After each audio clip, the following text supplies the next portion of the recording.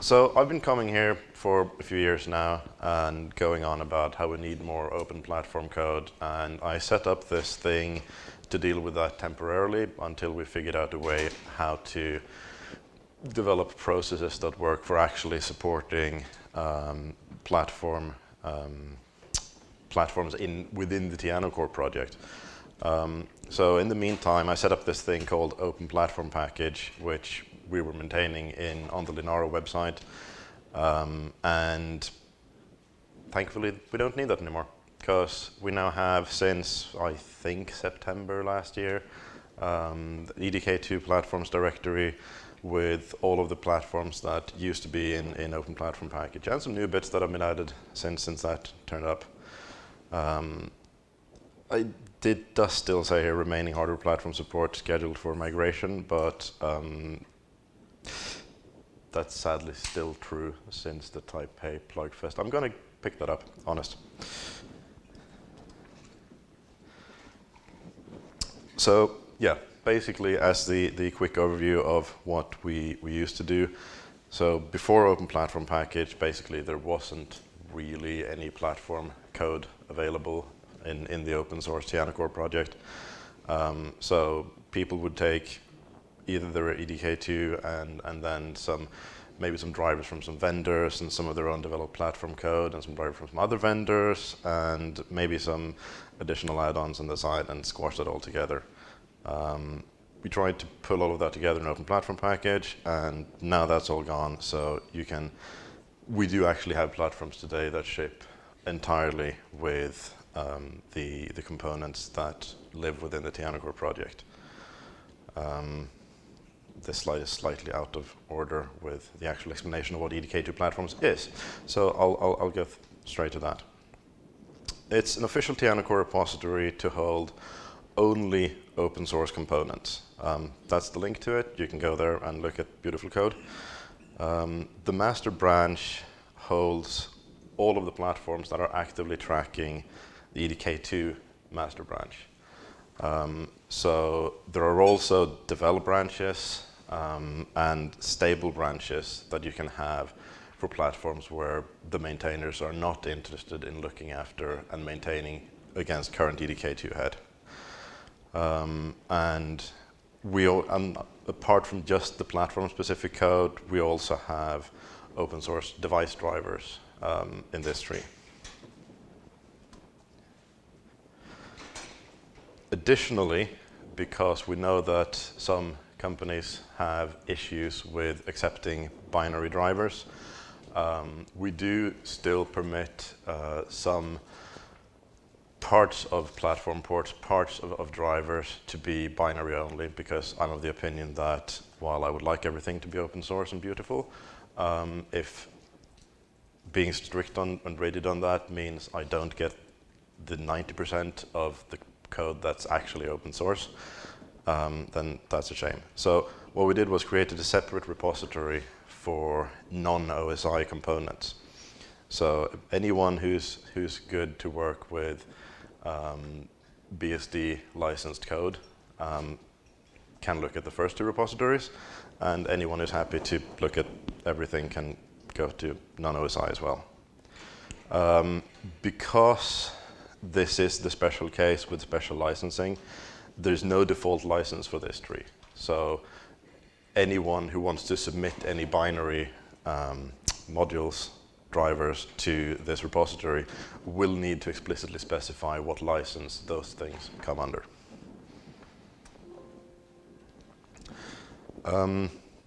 Practical changes. Because we're now making use of the EDK2 packages path feature, we don't need to play around with Git sub modules or anything like that like before. Release management, again, because I'm not generally using Git sub modules, I've ended up for the releases I build within Linaro to just hack a static shell script that tracks things. But you could also use something like repo. And for organizations that are already building Android, that's quite easy to put into your infrastructure. Both platform and device driver patches to be introduced into this tree should be sent to the EDK2 developed mailing list as usual. I used to have patch review for open platform package on Linaro UEFI at list.linaro.org. That list still exists. It's not wrong to CC it, but that is no longer the primary list to send those patches to. In order to facilitate people who really don't care about this to filter things, or people who really care about it to filter things, you were asking people to tag their patches with the EDK2 platforms prefix, or EDK2 non-OSI if submitting to that. Obviously, if submitting patches to EDK2 non-OSI, it's useful to point to a Git repository where the patch is and generate the patches with no binary, because having a 5 megabyte UU encoded email is not very useful for patch review. So yeah, you get the entire platform by building combined EDK2 platforms, EDK2 non-OSI, or potentially another directory, another repository as well. A quick list of platforms already included. AMD aren't doing ARM chips anymore, but they did, and we have some boards for that. So the Overdrive 1000, and the Cello platforms are all supported. There are some ARM platforms that are supported, and there's been a patch series sent out that I've not had time to review yet, which is to include some further software models from ARM. High Silicon, we have D02, D03, D05. I think there's a D06 coming, and both of the high key versions that are out there. The Marvell Armada 7000 development board is supported. Upstreaming for the Armada 8040 or 80XE, which includes the SolidOne Macchiato bin board, is ongoing, but a bit slow, but I've been promised I'll be seeing some new patches for that again soon. The Socionext Syncquacer chip is supported, both the evaluation board and the 96 boards development platform. And we've had some standalone device drivers, like a Chaos Key, which is a USB device that generates random data. As I said, we're going to be moving some of these other platforms across. I'll be moving the Beagle board platform, and Mike's promised that he's going to be looking at getting the Intel platforms across. Macchiato bin, as I mentioned, is coming. Minnow board 3 is already up in a develop branch, but that should also be on the master branch. And we've started adding some support for 96 boards Mezzanine edition cards. So I think we actually have a driver merge for that now. I did forget to update that in the slides. But there's a secure security development expansion card that we have support for as well.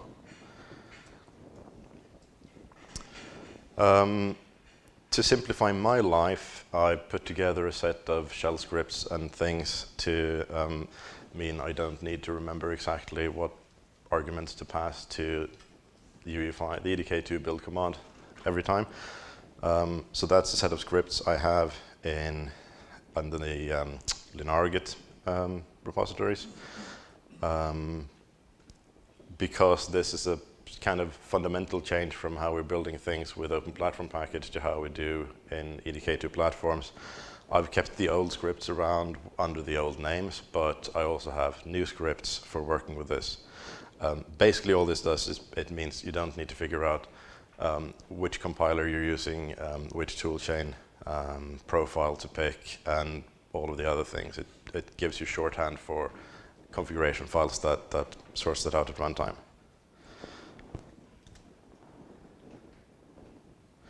So the short version is if you do those things, then that will hopefully work, and you should end up with all of the platforms that I've added into the UEFI tools configuration file built and happy.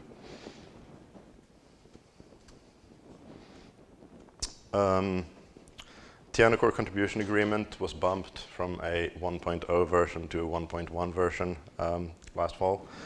The only real change is the explicit treatment of how documentation contributions should be licensed, which they should now be FreeBSD documentation license. Anyone who has really, really strict legal department should probably look into this in order to contribute. And we now require all new submissions to explicitly be for 1.1 instead of 1.0. And this is completely unrelated to everything else in this talk, but I think it's kind of cute, so I added it in here anyway. So Alex Graf, who works for the SUSE Linux distribution, I think he was on paternity leave and got bored or something, and he decided that he was going to start implementing the UEFI interfaces in the U-boot bootloader, which is popular on many embedded devices. And later on, Rob Clark and some other guy called Heinrich, I think, have been adding lots of functionality to this. So we now have enough functionality to run the UEFI shell under U-boot.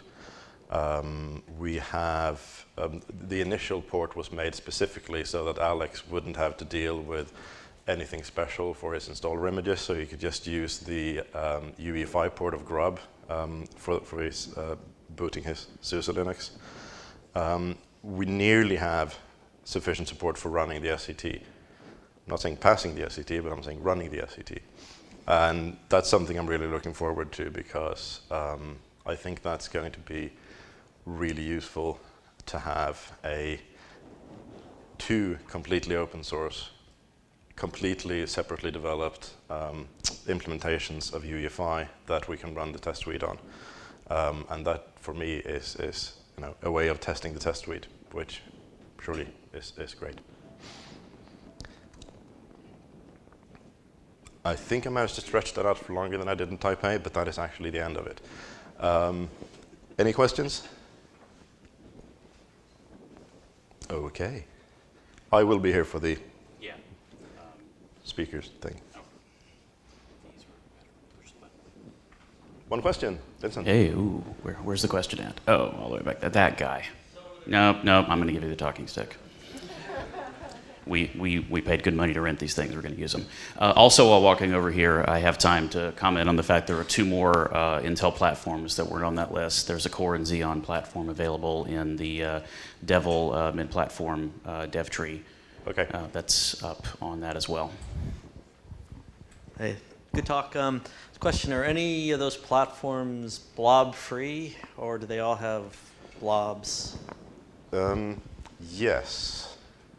So to some extent, that depends how strictly you are talking about blob-free, because we have, I think the cleanest one we have is the SocialNext development platform. The thing that isn't free is like the firmware for the system controller.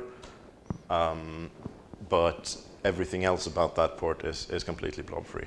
So what is the SocialNext? What is the Social? It's a cute and weird thing. It's a 24-core Cortex A53. Okay. So it's a low-power, high-core count platform, and it's kind of cute. It's being sold in like a tiny little normal PC case. And at like $1,200, I think. Okay. And do most of them probably do DRAM in it in a boot ROM or a first stage blob, or any of them have open source like full platform in it? So we're actually, so this is, because this is under NDA and stuff, I can say that we're working on getting a version of the system controller firmware as well for the SocialNext, so that we'll be able to open source that. And at that point, we're in pretty good shape, actually. And I think that will be politically a very useful thing to have, to point at the people who start screaming, oh my God, this horrible thing is stealing my computer from me, and it's spying on me, and it's sending everything anyway. And so just being able to point at, look, this is a complete UEFI implementation, it's EDK2 based, and you're in complete control.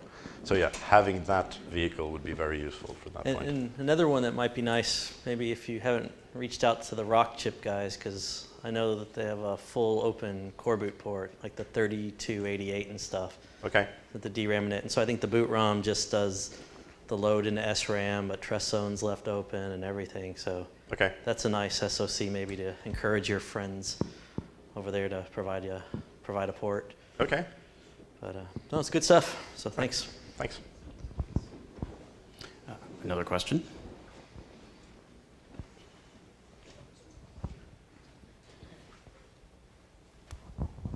Yeah, you mentioned that some platforms track the EDK2 trunk and some other platforms track the UDK branch.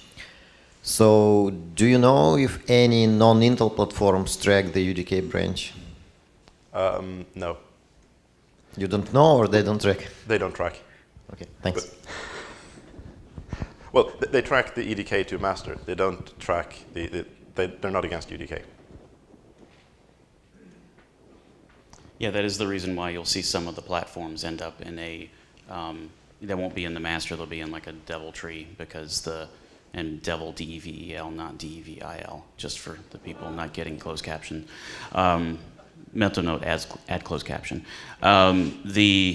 That's because a lot of the cases like Middleboard 3, which is under development, is specifically off of UDK 2017, for instance, whereas it's not tracking the master. So that may be the reason why some of these things, when you go in, you don't see them immediately in master, because they want to make sure that they're building against some kind of stable reference point. And that's just that's up to the implementer of the code. So while the platform is in the development branch, you copy entire EDK3 into that branch? The main. No, you typically are. Funny story. Yes, some of them do that, and some of them don't. We don't really want them to. We don't really want them to. Yeah. That sort of predates the official guidelines for EDK2 platforms. The repository existed before the guidelines, and some things went in without really adhering to what later became the process. Yeah, and one thing to keep in mind when you're contributing stuff like this is you'll probably want to do things like make one of those annoying readme.md files that says, hey, when we made this last release, you should probably use this hash to pull down, what we thought was stable when we were tracking off of EDK2. Because, just one commit later and the whole thing might come tumbling down. All right, any other questions? Well, we've managed to stretch to almost the length of the normal presentation, so thank you, Leif. Thank you.